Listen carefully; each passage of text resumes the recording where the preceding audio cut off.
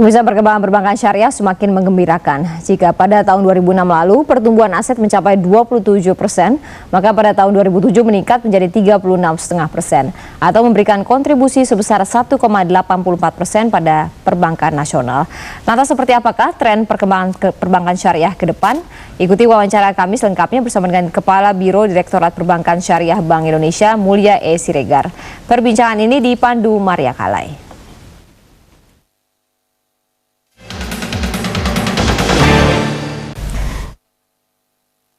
Selamat sore. Selamat sore. Iya, setelah Festival Perbankan Syariah yang mengawali tahun 2008 ini, bagaimana sebenarnya perkembangan perbankan syariah di Indonesia, Pak?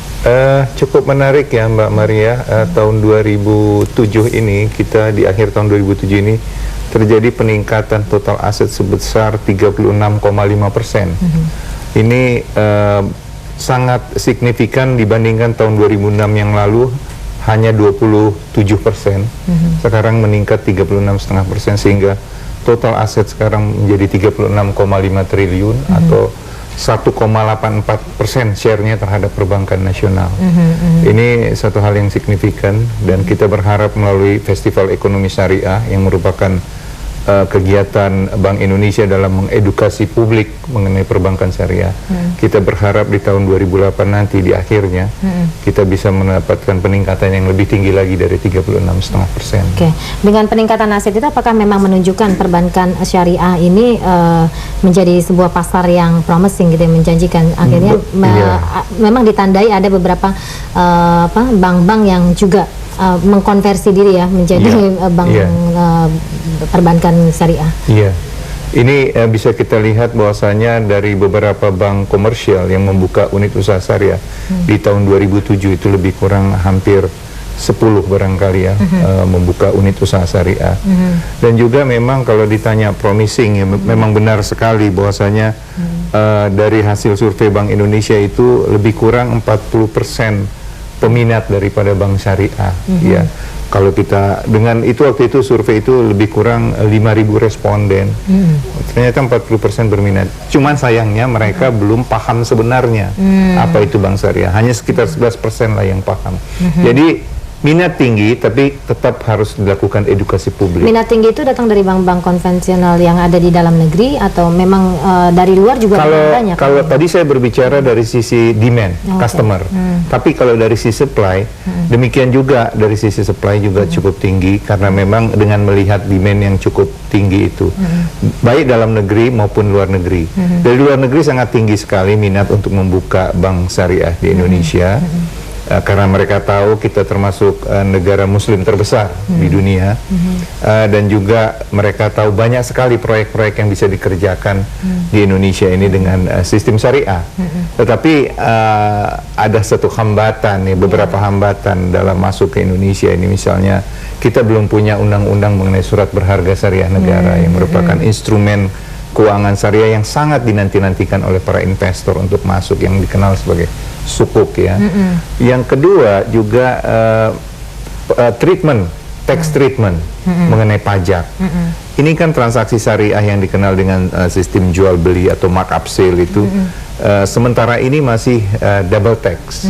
Nah, ini yang menghambat mereka ingin masuk. Tetapi kenapa yang dua ini kok masih belum memberikan environment yang kondusif bagi bank-bank syariah di luar. Kembali ke soal kinerja perbankan syariahnya, Pak, itu apakah memang hanya total asetnya saja yang meningkat? Bagaimana dengan rasio-rasio indikator lainnya? Kalau kita lihat dari rasio loan to deposit ratio, itu mencapai 99,76%. Itu menggambarkan bahwasanya dana yang dihimpun oleh perbankan syariah disalurkan kembali ke sektor real. Sangat berbeda dengan bank konvensional yang hanya sekitar 60-an% ya. Jadi proses intermediasi perbankan syariah itu sangat signifikan sekali, sangat tinggi. Jadi dana yang dikumpulkan sebagian besar disalurkan, lagi ya. Tidak mengendap di bank syariah itu.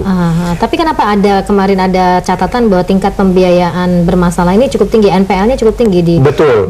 Pada bank waktu syariah itu sempat melampaui 5% ya.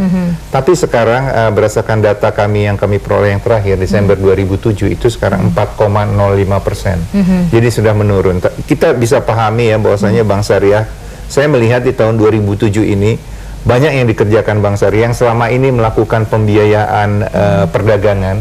Mereka ternyata mulai merambah ke pembiayaan manufacture, pembiayaan perkebunan segala macam. Satu hal lagi Pak Mulya, ini dengan situasi suku bunga yang terus rendah ini, bagaimana masyarakat melihat bahwa perbankan syariah ini bisa menjadi pilihan untuk menempatkan dana atau mungkin untuk mencari pembiayaan? Iya.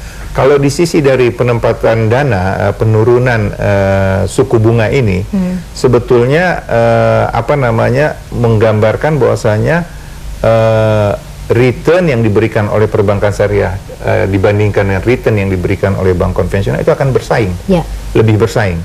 Karena ketika suku bunga tinggi, itu sulit bagi bank syariah untuk bersaing. Karena return yang normal dari perbankan syariah itu sekitar 7-8% yang memang begitulah ininya. Nah, ketika sekarang suku bunga ini turun-turun terus, ini sangat bersaing sekali.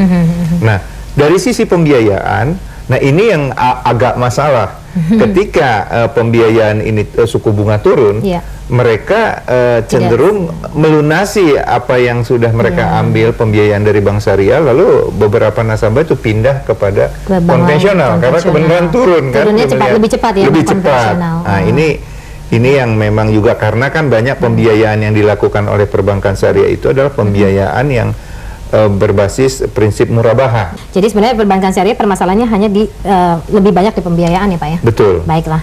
Pak Mulya, terima kasih untuk waktu dan perbincangan kita. Baik, terima kasih Mbak Maria. Dan pemirsa, demikian Mulya Siregar, Kepala Biro Direktorat Perbankan Syariah Bank Indonesia. Terima kasih atas perhatiannya dan sampai jumpa.